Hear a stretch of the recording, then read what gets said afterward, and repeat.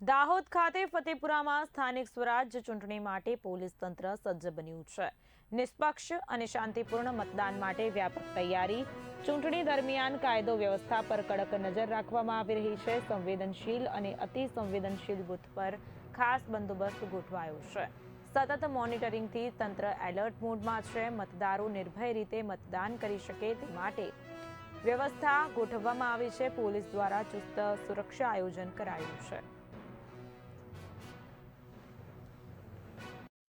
આવતીકાલ તારીખ 26ના રોજ દાહોદ જિલ્લાની તાલુકા પંચાયત અને જિલ્લા પંચાયતની ચૂંટણી યોજાનાર છે। જે અનુસંધાને આજ રોજ ફતેપુરા, ઝાલોદ, ગોવિંદગુરુ લીંબડી, સંજેલી, સુખસર જે તાલુકા પંચાયતોની જે સીટો છે ત્યાંથી તમામ પોલીસ બંદોબસ્ત વચ્ચે ઈવીએમ મશીનો જે તે મતદાન કેન્દ્ર પર રવાના થયેલ છે। તેમજ દરેક વિસ્તારમાં સેક્ટર પોલીસ મોબાઈલ કાર્યરત છે અને ઝાલોદ ડિવિઝનની કુલ 9 જેટલી જે આંતરરાજ્ય ચેકપોસ્ટો છે એ ચેકપોસ્ટ પર સ્ટેટ રિઝર્વ પોલીસના કર્મચારીઓને ડિપ્લોય કરી દેવામાં આવેલા છે। તેમજ જે બૂથો સંવેદનશીલ અને અતિ સંવેદનશીલ છે ત્યાં વિશેષ બંદોબસ્તની ફાળવણી ઇલેક્શન કમિશનના ગાઈડલાઈન પ્રમાણે કરવામાં આવી રહેલી છે।